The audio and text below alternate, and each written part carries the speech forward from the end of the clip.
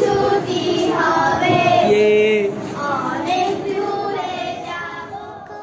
Little star, how I wonder what you are up above the world so high.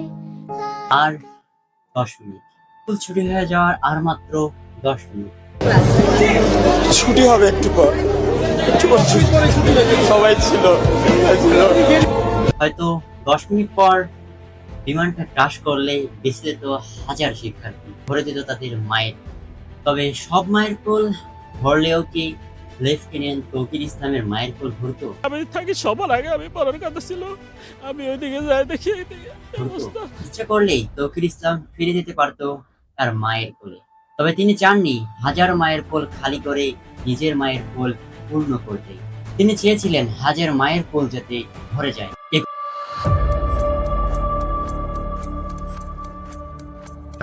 21শে July 2025 milestone স্কুলের উপর যে বিমানটা গ্রাস করলো, আসলে এখানে ত্রুটিটা কোথায়? যন্ত্রে নাকি বাজেটে? সব থাকবে আজকের এই ভিডিওতে। 21শে জুলাই 2025 লেফটেন্যান্ট তৌকির ইসলাম F7 বিমানটি টেক অফ করলেন। টেক অফের কিছু মুহূর্তেই দেখা দিল কিছু সমস্যা। কন্ট্রোল রুম থেকে তার সঙ্গে যোগাযোগ করলেও নিয়ন্ত্রণে আনা যায়নি সেই বিমানটি। কিছুক্ষণের মাঝেই বিমানটি কন্ট্রোল রুম থেকে সিগন্যাল কেটে যায়। কিন্তু লেফটেন্যান্ট তৌকির ইসলাম চেষ্টা করতেছেন বিমানটিকে নিয়ন্ত্রণে আনার জন্য। বিমানটি তার নিয়ন্ত্রণের বাইরে, ধীরে ধীরে এটি নিচের দিকে চলে যাচ্ছে। তিনি হাজার চেষ্টা করার পরেও এই বিমানটি জনবহুল এলাকা থেকে জনবিহীন এলাকায় নেওয়ার চেষ্টা করেছিলেন। তবে একটি বোতাম চাপলেই তিনি ফিরে যেতে পারতেন তাদের পরিবারের কাছে। তিনি সেটা ভাবেননি, ভেবেছেন হাজার মায়ের কোল খালি না হোক।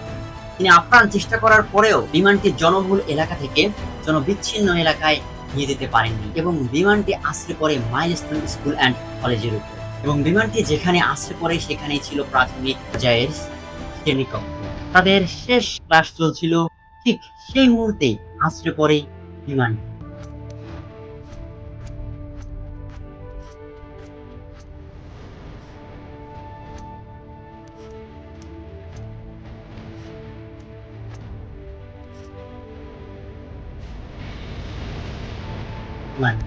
আর আশ্রয় পড়ার সঙ্গে সঙ্গে আগুন ধরে যায় বিমানটিতে, সেই সঙ্গে আগুন ধরে যায় কক্ষগুলোতে।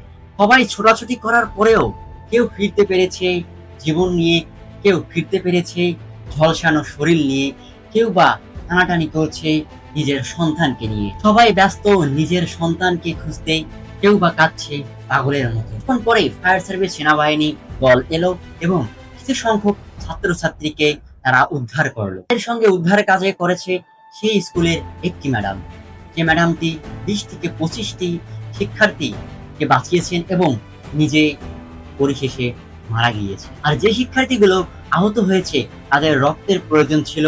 আমাদের দেশের অনেক মানুষ রক্ত দেওয়ার জন্য প্রস্তুত ছিল,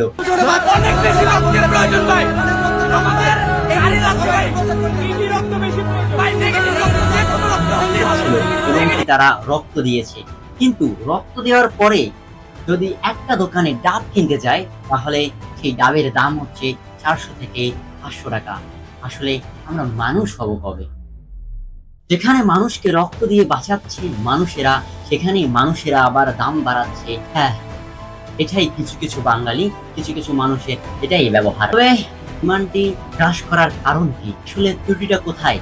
যন্ত্রে নাকি বাজেটে? বাজেট তো প্রতিনিয়তই পাস হচ্ছে, প্রত্যেকটা বিষয়ের জন্যই বাজেট পাস হচ্ছে, কিন্তু পুরোপুরি বাজেট কি সেই বিষয়ে দেওয়া হচ্ছে? যদি পুরোপুরি বাজেটই সেই বিষয়ের উপর দেওয়া হয়, তাহলে আজ এই বিমানটি গ্রাস করলো কেন? F7 বিমানটি চায়না 1965 সালে আবিষ্কার করেন এবং সেটার নাম ছিল J7 এবং বাংলাদেশে সেটা রূপান্তরিত হয়েছে F7 নামে এবং 2013 সালে F7 বিমানটি ক্রয় করেন বাংলাদেশ। কিন্তু প্রাচীনকালের বিমান আধুনিক কালে প্রশিক্ষণের একটি মাধ্যম হয়ে দাঁড়িয়েছে। বিষয়টা একটু হাস্যকর হলেও চিন্তার বিষয়। প্রতিনিয়তই যদি বাজেট পাস হয়, তাহলে আধুনিক কালে প্রাচীন বিমান কেন? তবুও আবার প্রশিক্ষণের জন্য।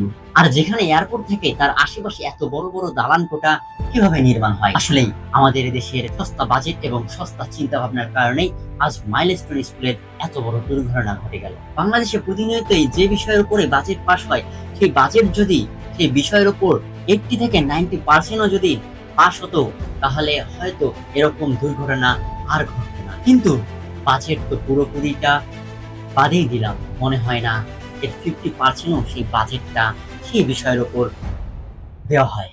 যদি দেওয়াই হতো সেই বাজেটটা, তাহলে আজকে F7 যে বিমানটি আছে সেটি কেন গ্রাস করলো, এবং সেই গ্রাসের কারণেই আজকে মাইলস্টোন স্কুলের শিক্ষার্থী আহত নিহত হয়েছে। আর যদি পুরোপুরি বাজেটেই পাস হয় সেই বিষয়ের উপর, তাহলে আজকের দুর্ঘটনা কেন ঘটবে?